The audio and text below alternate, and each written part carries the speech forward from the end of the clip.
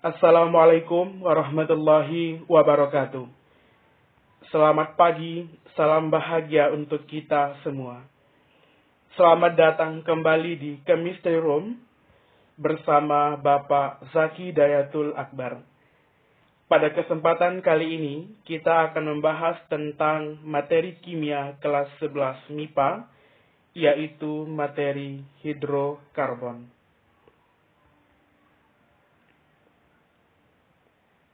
Bagian pertama yang akan kita pelajari adalah pengertian senyawa hidrokarbon. Sebelumnya, di beberapa daerah, masyarakat memanfaatkan biogas sebagai bahan bakar untuk rumah tangga.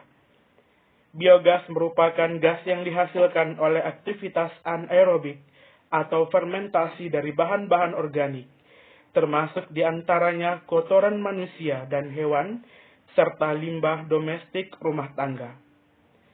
Kandungan utama dalam biogas adalah metana, dengan rumus kimianya CH4, suatu senyawa hidrokarbon yang paling sederhana.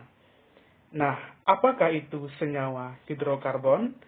Pada materi ini akan kita bahas dengan rinci tentang senyawa hidrokarbon tersebut. Yang pertama, definisi hidrokarbon. Kalau kita lihat dari segi bahasanya, itu berasal dari hidro dan karbon. Di sini, hidro berarti atom hidrogen, dan karbon berarti atom karbon. Jadi, senyawa hidrokarbon adalah senyawa kimia yang tersusun atas atom hidrogen dan atom karbon. Ini adalah definisi sederhana dari senyawa hidrokarbon. Nah, ini adalah contoh senyawa hidrokarbon.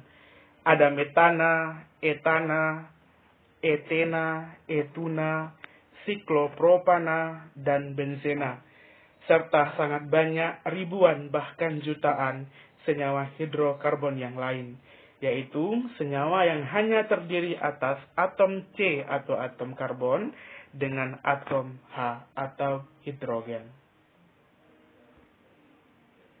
Kemudian, senyawa hidrokarbon merupakan senyawa organik dan jumlahnya melimpah di alam. Senyawa organik adalah senyawa yang terdapat dalam tubuh manusia. Jikalau seandainya hidrokarbon jumlahnya sangat melimpah di alam, lalu bagaimana cara kita untuk mengetahui atau mengidentifikasi apakah suatu senyawa termasuk ke senyawa karbon atau tidak? Nah, caranya adalah yang pertama dengan dibakar. Ketika suatu senyawa atau sampel kita bakar dan dia menghasilkan arang berwarna hitam, berarti dia adalah senyawa yang mengandung karbon. Misalnya adalah kertas yang dibakar, kayu yang dibakar, nasi yang dibakar, dia akan menghasilkan jelaga atau arang berwarna hitam, maka dia tergolong ke dalam senyawa yang mengandung atom karbon. Kemudian, ada cara lain untuk mengidentifikasi atom karbon, yaitu dengan reaksi pembakarannya dengan oksigen. Coba kita lihat, sampel ini adalah senyawa yang ingin kita tentukan apakah dia mengandung karbon atau tidak. Oksidator ini adalah zat yang menyebabkan sampel teroksidasi atau bahasa sederhananya bisa terbakar. Biasanya yang digunakan adalah oksigen. Dan dia akan menghasilkan CO2 dan H2O. Oke, lebih kurang seperti ini skemanya. Ini adalah sampel yang ingin kita uji apakah dia senyawa karbon atau tidak. Kemudian nanti dia dibakar akan menghasilkan gas H2O dan O2 dan CO2 akan masuk ke air kapur ini. Nah, lalu bagaimana cara mengidentifikasinya? Yang pertama, membuktikan adanya CO2. Apabila senyawa yang kita bakar adalah senyawa yang mengandung karbon, dia akan menghasilkan CO2. Dan CO2 akan bereaksi dengan air kapur, menghasilkan CaCO3 yang berwarna keruh. Nah, air kapur yang ada pada skema tadi berubah menjadi keruh. Lalu bagaimana cara membuktikan adanya H2O? Caranya adalah dengan direaksi dengan kertas kobalt biru. Apabila direaksikan dengan air atau terkena uap air atau H2O, maka kertas kobaltnya akan berubah warna menjadi merah muda. Apabila hal ini terjadi, berarti reaksi kita menghasilkan H2O. Nah, apabila suatu reaksi menghasilkan CO2 dan menghasilkan H2O, maka senyawa yang dibakar adalah merupakan senyawa karbon. Oke, sekarang kita lanjut ke kekhasan atom karbon atau istimewanya atom karbon. Sebelum kita bahas kekhasan atom karbon, kita review kembali tentang atom karbon. Atom karbon, lambang atomnya adalah C kapital, dengan nomor masanya adalah 12, nomor atomnya adalah 6. Konfigurasi elektronnya, masih ingat anak-anak Bapak semua, 1s2, 2s2, 2p2. Jumlah elektron valensinya 2 ditambah 2 adalah 4, maka dia golongan 4A perioda 2. Ini sekilas tentang atom karbon. Lalu apa khasnya atau karakteristik dari atom karbon? Ini dia yang pertama. Atom karbon bernomor atom 6, memiliki elektron valensinya 4. Tadi udah kita bahas. Kemudian, untuk stabil, atom karbon masih dapat mengikat 4 elektron dari atom karbon yang lain atau elektron dari atom selain atom karbon, seperti hidrogen, oksigen, sulfur, nitrogen, klorin, bromin, dan iodin. Tapi khusus untuk bab ini, kita akan membahas antara ikatan atom karbon dengan hidrogen. Coba kita lihat, ini dia, atom karbon dapat mengikat 4 elektron dari atom lain, atau atom karbon itu sendiri. Dalam bahasa lain sederhananya, bisa kita katakan bahwa atom karbon memiliki 4 tangan. Coba kita lihat pada metana ada 4 tangannya. 1, 2, 3, 4. Kemudian pada etana, satu atom karbon 4 juga tangannya. 1, oke, ini yang pertama, 2, 3, 4. Atom karbon yang kedua juga 4. 1, 2, 3, 4. Dan seterusnya. Kemudian, ini yang merupakan karakteristik atau khasnya atom karbon yang tidak dimiliki oleh atom lain. Yaitu atom karbon dapat berikatan sesamanya membentuk rantai karbon yang sangat panjang. Bisa ribuan, bahkan jutaan atom karbon. Kemudian, kita lanjutkan.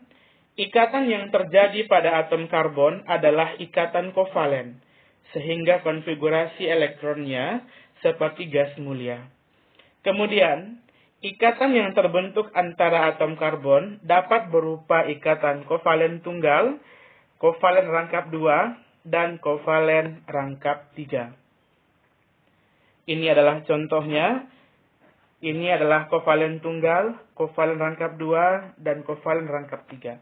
Walaupun ikatannya berbeda-beda, ada yang tunggal, rangkap 2, dan rangkap 3, tetapi tangan dari satu atom C tetap 4 jumlahnya. Kemudian, ikatan antara atom C tersebut dapat membentuk rantai terbuka, rantai tertutup, rantai lurus, rantai bercabang, jenuh, dan tak jenuh. Nah, pada struktur yang pertama, ini adalah rantai lurus. Yaitu atom karbonnya lurus saja, tidak ada cabangnya. Kemudian untuk yang kedua, ini ada rantai lurusnya, kemudian ada cabangnya. Maka ini disebut dengan rantai bercabang. Kemudian mana yang terbuka, tertutup, jenuh tak jenuh, kita bahas berikutnya.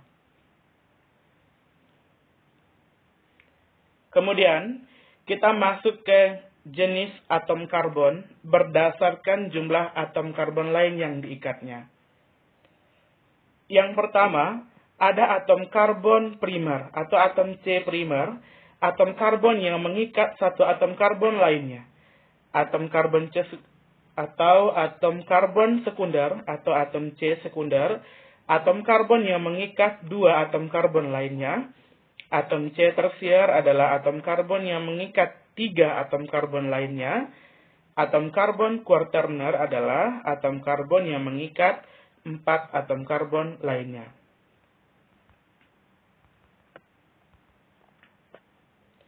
Kita lihat struktur yang pertama. Yang hitam itu adalah karbon, kemudian yang putih adalah hidrogennya. Kita lihat yang ini adalah atom C primer, karena dia hanya mengikat satu atom C lainnya, yaitu atom C yang ini. Kemudian, yang Bapak lingkari ini adalah atom C sekunder. Kenapa? Karena dia mengikat dua atom C lainnya. Ini yang pertama diikatnya, ini yang kedua. Kemudian berikutnya, ini adalah atom C tersier. Karena dia mengikat tiga atom C lainnya. 1, 2, 3. Kemudian yang terakhir, ini adalah atom C kuaterner.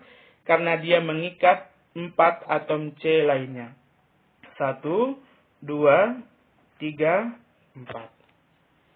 Oke, itulah tentang atom C primer, sekunder, tersier, dan kuaterner. Selanjutnya, bagian yang D, yaitu klasifikasi senyawa karbon atau pengelompokan senyawa karbon. Yang pertama, berdasarkan bentuk rantainya. Yang pertama ada alifatik atau rantai terbuka. Yang kedua ada alisiklik atau rantai tertutup. Yang ketiga ada aromatik. Biasanya rantainya tertutup, tapi khasnya adalah memiliki aroma atau memiliki bau. Rantai terbuka atau alifatik itu adalah di mana antara ujung atom karbon tidak saling berikatan. Coba lihat, ini ujung pangkalnya, ini ujung akhirnya tidak saling berikatan. Maka dia disebut rantai terbuka. Untuk rantai terbuka, ada yang rantai lurus, ada juga yang bercabang. Kemudian alisiklik adalah rantai tertutup atau membentuk siklo. Misalnya ini atom C yang pertama, ini yang terakhir. Yang pertama dengan yang terakhir berikatan, sehingga dia membentuk siklo atau siklik. Maka disebut dengan hidrokarbon alisiklik. Kemudian yang ketiga, hidrokarbon aromatik, yaitu hidrokarbon yang memberikan aroma. Untuk pada senyawa ini, khusus satu ini dulu yang kita pelajari, yaitu benzena. Di mana dia berbentuk sikloheksena dengan ikatan rangkapnya selang-seling. Ini rangkap, tunggal, rangkap, tunggal, rangkap, tunggal. Nah, ini yang disebut dengan senyawa hidrokarbon aromatik. Kemudian yang kedua, klasifikasinya berdasarkan jenis ikatannya. Yang pertama, hidrokarbon jenuh, yaitu ikatan antara atom C-nya adalah ikatan kovalen tunggal. Kemudian yang kedua, hidrokarbon tak jenuh, yaitu ikatan antara atom C-nya ada ikatan kovalen rangkap 2 dan kovalen rangkap 3. Ini lihat, antara C yang pertama dengan C yang kedua, ikatannya adalah kovalen tunggal. Ini garisnya 1. Maka dia disebut dengan kovalen hidrokarbon jenuh. Kemudian hidrokarbon tak jenuh, dia memiliki ikatan rangkap 2. Coba lihat, ikatannya ini rangkap 2 dan rangkap 3. Hidrokarbon jenuh hanya satu jenisnya disebut dengan alkana. Hidrokarbon tak jenuh ada 2. Yang memiliki rangkap 2 disebut alkena dan yang memiliki rangkap 3 disebut dengan etuna. Nah, alkana, alkena, dan alkuna ini yang akan kita pelajari lebih lanjut dan sangat mendalam pada pertemuan berikutnya. Jadi materi hari ini adalah hanya pengantarnya, dan yang akan kita pelajari lebih mendalam adalah masing-masing dari hidrokarbon ini.